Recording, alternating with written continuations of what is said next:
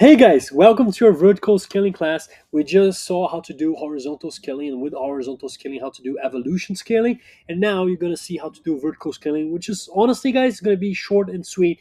Obviously, I'm using a demo account here to show you how it's done because probably if I just shared any other account that I'm actually running right now, you all try to copy the account and it wouldn't work because ads perform differently in every single ad account. So it's very important. This the first lesson of this class is very important for you to test not only how you're testing, but also how you are scaling. So some accounts, I do vertical scaling. I just increase the budgets at the ad set level. Sometimes I increase the budgets at the campaign level if I'm doing campaign budget optimization, which is a structure you will see as well.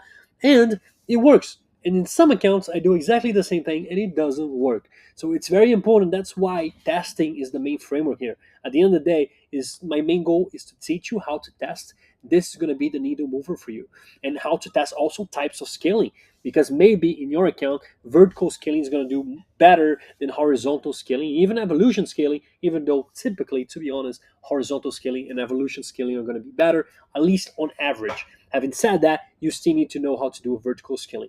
And vertical scaling, guys, it's very, very simple. You just increase the budget at the ad set level. Obviously, that's if it's ABO. If by any chance you're doing CBO, you're doing campaign budget optimization, it's going to be at the campaign level. But for most of you, if you're just following the step by step, you have your budgets at the ad set level, because that's how I recommend that you start testing. That's how I start testing in a brand new account as well. So it's very important. And how do you do that? Well, typically the safe way to do that is increasing your budget by 20%. So for example, if you have started at, let's say, $30, 20% of $30 is going to be 36.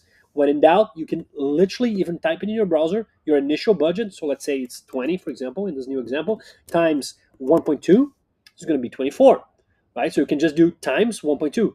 And you can do it in your calculator as well. For example, 30 times 1.2 is going to be 36. And you can keep doing that. So what is the method? Super simple. Increasing budget at the ad set level. So increasing your budget by 20%. When do you do it? Every day where it's profitable. So still, I only want to do that for profitable ads. If it's profitable one day, I might try sometimes vertical scaling day two.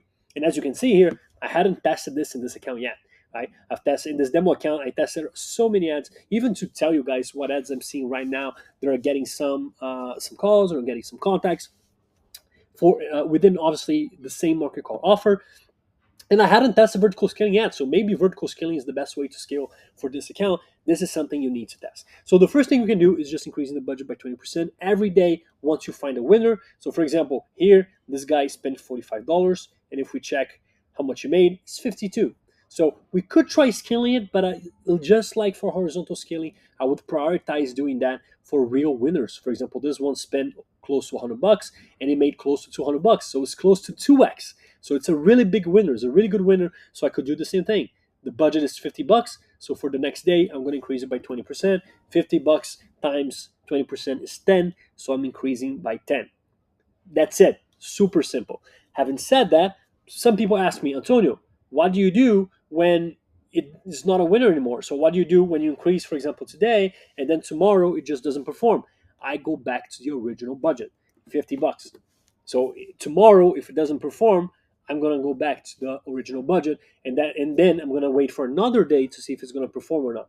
Sometimes, and this is very cool from the vertical scaling strategy, you're gonna find caps. So you're gonna find that your winning ads, maybe they only hold ads, let's say $80. So you scale to 20, 20, 20, 20%, and then eventually, whenever you hit $80 for your budget, they stop performing and you need to get your budget back. For example, $80 is literally just an example. There are accounts where I have very few ad sets with literally over $1,000 budget per ad set, per winning ad, and they work. It's very rare nowadays. That's why nowadays I do much more horizontal scaling there in evolution scaling versus vertical scaling, to be very honest. But it can still happen, and obviously a lower spend is going to happen with lower values. So for example, a lot of people sometimes they say, wow, vertical scaling only works for me when I go from 20 and then after a few days I'm in, let's say, 36.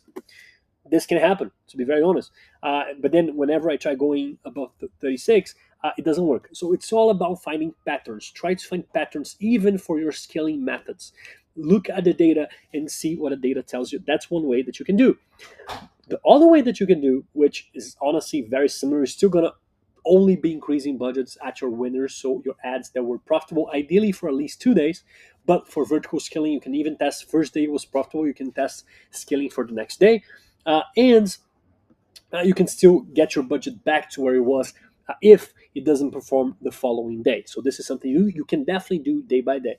And a good trick for you to know how many times you scale it is every time I increase by 20%, I like doing this. I like putting a little 1 cent there so I know I did some vertical scaling. Obviously, you can put it in your naming convention as well. For example, vertical scaling 1 to tell you how many times you scale. And the next day, if it performs, you can do vertical scaling too.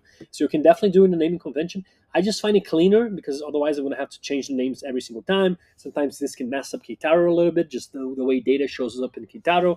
So I just prefer doing this little sense trick. So let's say now, second day, I need to scale again. I'm going to do 36 times 1.2. It's going to be 43.2. But I'm just going to do 43. And I'm going to put the little 2 just because I scaled 2 times. And then in the next day, if it works well again, I'm going to keep scaling. That's how vertical scaling works. So 43 times 20%, so times 1.2, 51. So I'm going to do 51. But this time, in a sense, I'm going to put 3 because I vertical scaled 3 times. And then in the following day, if it doesn't work, I'm going to go back to the previous budget, which was 43. So now I can just do 43 divided by 2. And that's it. Bam. And guys, when you're ever in doubt, you can actually select the ad. If you want to check how many times you descale and you scale, you can select your ad here, just literally selecting the ad set, and then going to see history right on the top right. And then you can just do change by anyone, for example, today. And you can look at the time frame when you change it, and you can see the change log as well. So whenever you're in doubt, you can just change the change log to see when you were vertical scaling. So that's it. It's super simple. It's literally just increase by 20% when it's doing well, the day is doing well for the following day. And then the following day, if it works, increase it by 20%. If it doesn't work, you go back to the previous budget. Super simple strategy. In some accounts, it does better than horizontal scaling and evolution scaling. In most accounts, I prefer horizontal scaling and even more variable scaling, also known as evolution scaling, because I can test while I'm scaling the winning variables that I already have, right? So I even preferred in these cases, but you can test both. And I think, honestly, you should test both. And in the next few classes, I'm going to show you how to do state-based scaling or state-based testing as well. Honestly, it goes hand in hand. And so I'm very excited about that because it's a very advanced strategy that can also get you even better results. See you there.